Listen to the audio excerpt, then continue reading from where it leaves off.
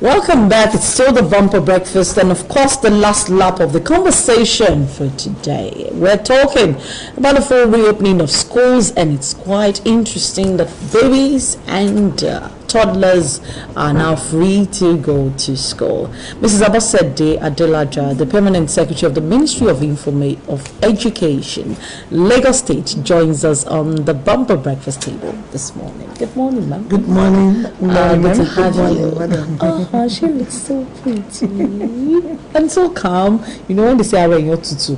Those who don't speak Yoruba, don't join me. Just don't join. No, please.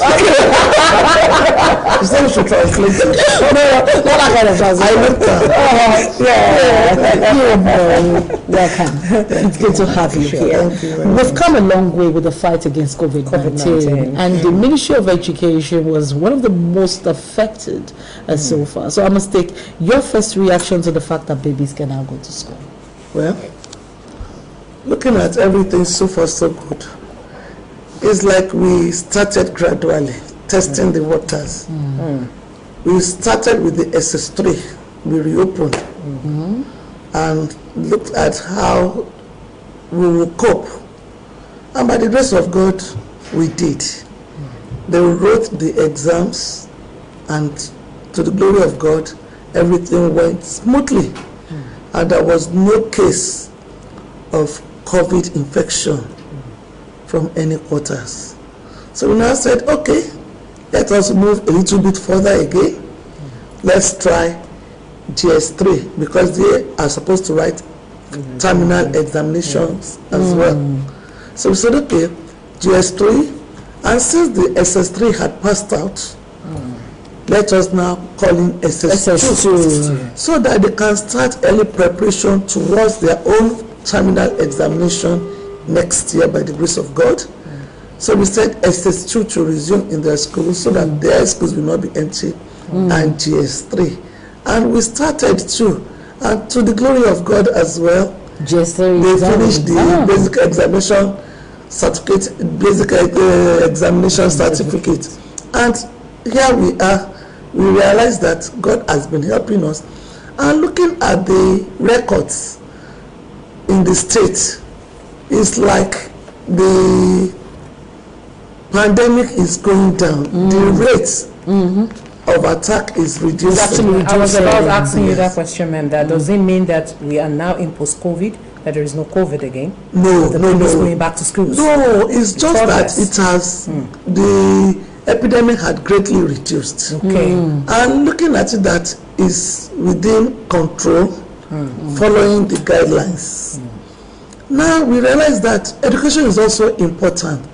These children have stayed at home for over 6 months, which had never happened. Maximum 3 months, the long vac. Now 6 months. Again, other classes have resumed. So many businesses are opening.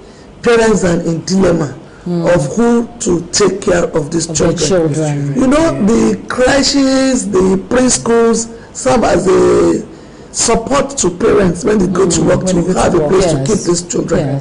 Now that the schools are not opened and the parents are going to work, the senior ones are back in school. In fact, you know, it became an issue to parents.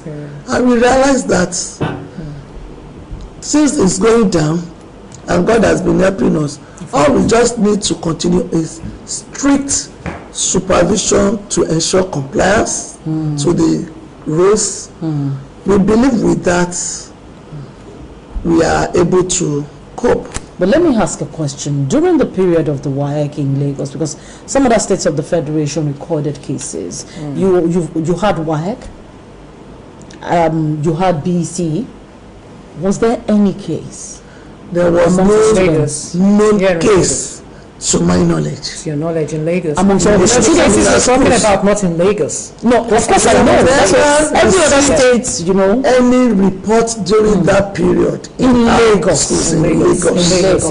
In our schools in Lagos. Not that, you know, it's not that the records, because at least I follow the news and I know that they still record cases. But what we are not saying schools, is not in schools. Not from the teachers and not from the students. And I really want to really give kudos to the governor, Mr. Babajide Olusola Sanwo-Olu, because he gave us all the support for smooth resumption. What were the measures put in place by the government for this smooth resumption? And first and foremost, full 100% compliance with the COVID protocols, like social distance, using of face mask, hand wash in schools. We provided wash hand basins, and some they had all these taps and buckets, sanitizers, soap, and then cleaning of the environment,